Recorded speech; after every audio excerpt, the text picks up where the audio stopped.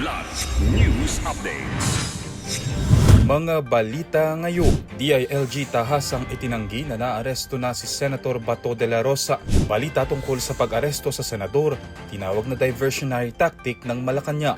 40 million pesos na halaga ng misdeclared na paputok nasabat sa Port of Manila. Fuel discount sa mga tsuper itinaas sa 12 pesos kada litro.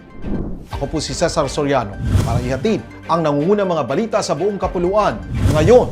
Nilinaw ni Interior Secretary John Vic Remulla na hindi pa naaaresto si Senator Ronald Bato de la Rosa taliwas sa mga kumakalat na ulat sa social media.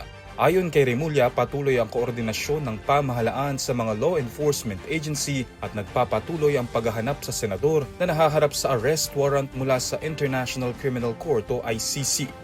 Kinumpirma rin ni NBI Director Melvin Matibag na nasa Pilipinas pa si de la Rosa at wala pa ito sa kustodiya ng ahensya.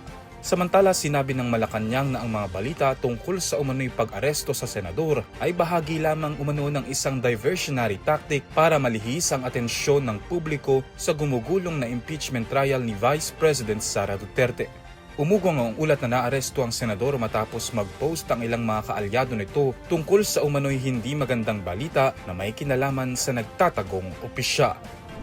Nasabat ng Bureau of Customs o BOC ang humigit kumulang 40 milyong pisong halaga ng misdeclared na firecrackers mula sa dalawang shipment na galing China sa Manila International Container Port o MICP. Pinangunahan ni BOC Commissioner Ariel Nepomuceno ang inspeksyon sa mga kargamento noong Agosto 4, Martes na unang idineklarang shelves at ceramic cups.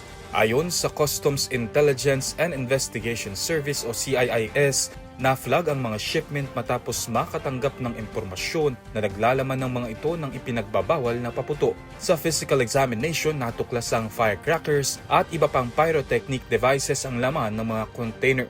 Binigyang diin ni Nepomuceno na patunay ito ng epektibong border screening ng BOC laban sa smuggling.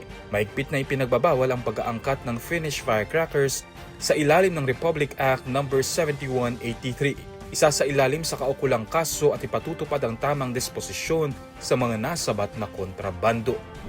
Inaprubahan ng Malacanang ang pagtaas ng fuel discount para sa mga tsuper ng jeepney at UV Express mula 10 pesos kada litro sa 12 pesos kada litro ayon kay Executive Secretary Ralph Recto.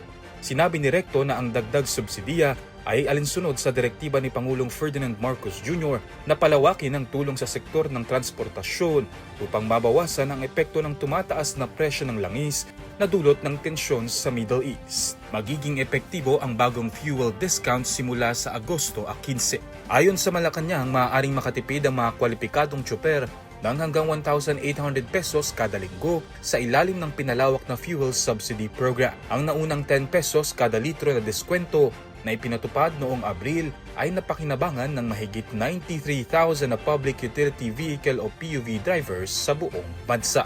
Para sa Kidlat News Channel, ako si Renz Zalinon, nag-uulat. Ako po si Cesar Soriano, kasama nyo sa bawat pagputo ng balita.